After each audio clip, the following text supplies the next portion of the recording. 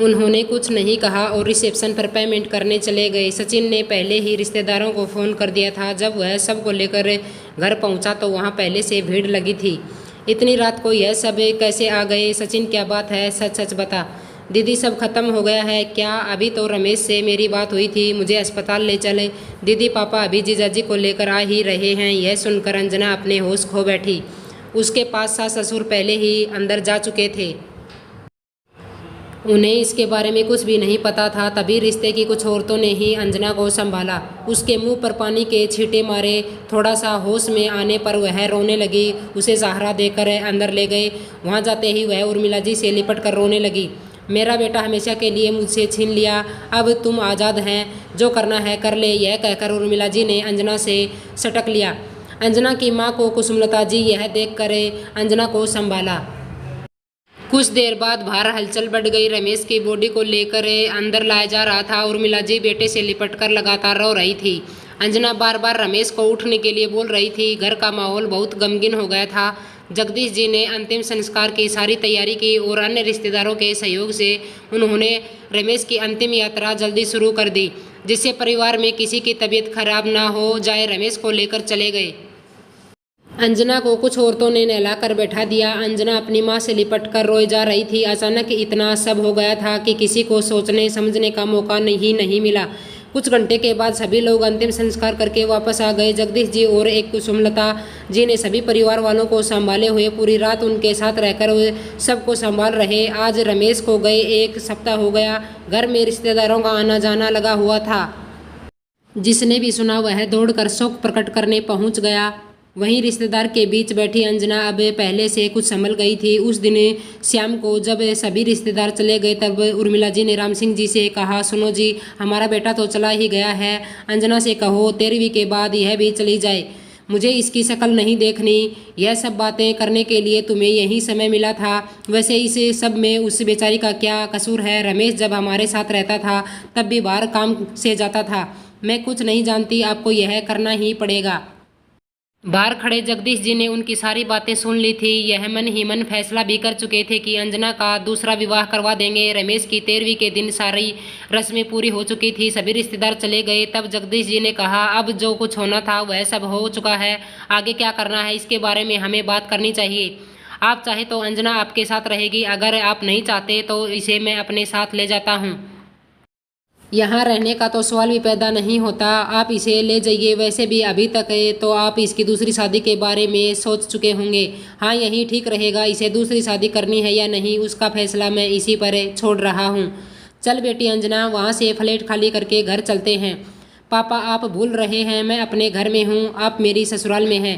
आपको जाना चाहिए। लेकिन बेटा, यह लोग तुझे रखना नहीं चाह रहे हैं। हाँ, तुम्हारे पापा ठीक कह रहे हैं, जो अपने घर में है। अंजना मम्मी जी, आप कुछ भी कहते रहें, मैं आपको अकेला छोड़कर नहीं जा सकती। रमेश ने मरते समय मुझसे वादा लिया था कि मैं आपका और पापा जी का ध्यान रखूं। अपने पति की अंतिम इच्छा को मैं हर हाल में पूरा करूंगी। यह सुनकर उर्मिला जी की आंखों से आंसू बहने लगे। उन्होंने विश्वास नहीं था कि अंजना ऐसा चाहेगी। उर्मिला यह इस घर की बहू है, अपनी मर्जी से चाहे तो यह जा सकती थी, लेकिन इसने हमारे बेटे की अंतिम इच्छा का सम्मान किया। इसलिए मैं चाहता हूँ कि यह यही रहे। बेटी, तू अपने भविष्य के बारे में सोच। हम चाहते हैं कि तेरी दूसरी शादी कर दे और तू अपना जीवन नए सिरे से शुरू करे। लेकिन पापा, मेरे सास ससुर के भविष्य का क्या? इन्हें कौन देखेगा? आपको पता है रमेश अपने मम्मी पापा से कितना प्यार करते थे। यह जिम्मेदारी वह मुझे सौंप कर गए हैं।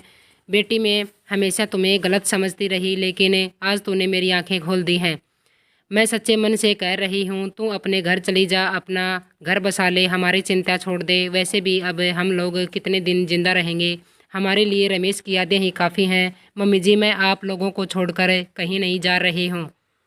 आपका ध्यान रखना मेरी जिम्मेदारी है। आप चाहें तो मुझे घर से बाहर निकाल दे, लेकिन फिर भी मैं बाहर पड़ी रहूँगी। ठीक है बेटी, जो तेरा फैसला, लेकिन ऐसा नहीं हो कल तुझे अपने फैसले पर पछतावा हो। अगर कभी ऐसा हो तो अपने पिता के घर चली आना। यह कहकर जगदीश जी कुसुमलता जी के साथ वहाँ से चले गए।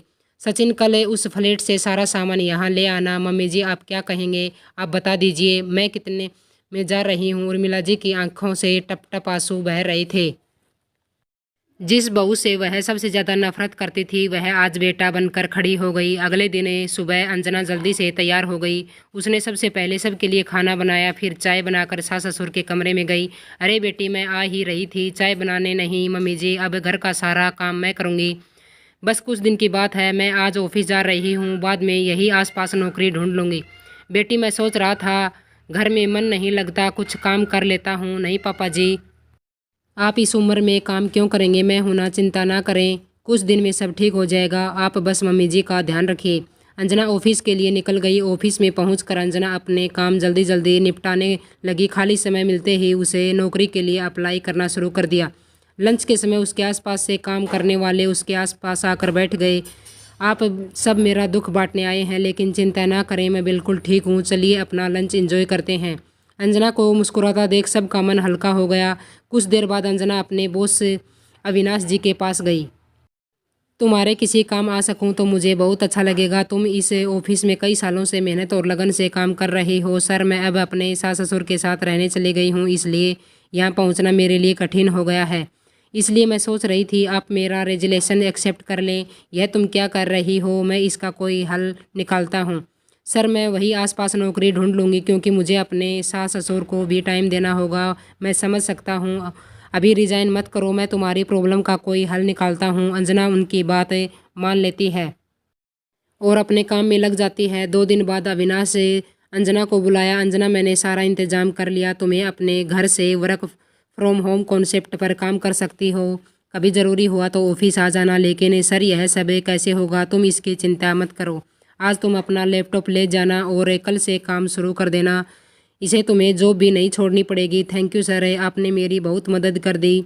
शाम को अंजना घर आकर यह बात अपने सास ससुर को बताती है। और बेटी, जब से रमेश का एक्सीडेंट हुआ है, हम तुम्हारे बाहर जाने पर डरते रहते थे। तुम्हारे बॉस ने बहुत अच्छा किया, भगवान उन्हें तरक्की दे। कुछ दिन बाद एक दिन दोपहर को घर की घंटी बजी। अंजना ने गेट खोला तो सामने अविनाश जी खड़े थे। सर, आप? अंजना, कुछ ज़रूरी काम था, एक प्रेजेंटेशन बनानी थी। सर, मुझे बताते, मैं आ जाती। नहीं, इतना टाइम नहीं था, इसलिए मैं आ गया। तभी राम सिंह जी और उर्मिला जी आ गए। अविनाश जी ने उनके पैर छुए। मम्मी जी, यह मेरे बॉस हैं। बेटा, तुमने इस कठिन समय में हमारी बहुत मदद की है। बैठो, मैं तुम्हारे लिए चाय बनाती हूँ। नहीं आंटी जी, आप चिंता ना करें, मुझे कुछ ज़रूरी काम था इसलिए आना पड़ा, नहीं तो आप लोगों को डिस्टर्ब नहीं करता। बेटा, इसे अपना ही घर समझो। चलो, काम के बहाने तुमसे मिलने का मौका मिला, तुम दोनों काम करो, हम अंदर बैठे हैं, कुछ चाहिए हो तो बता देना। इसी तरह समय बीते जा रहा था।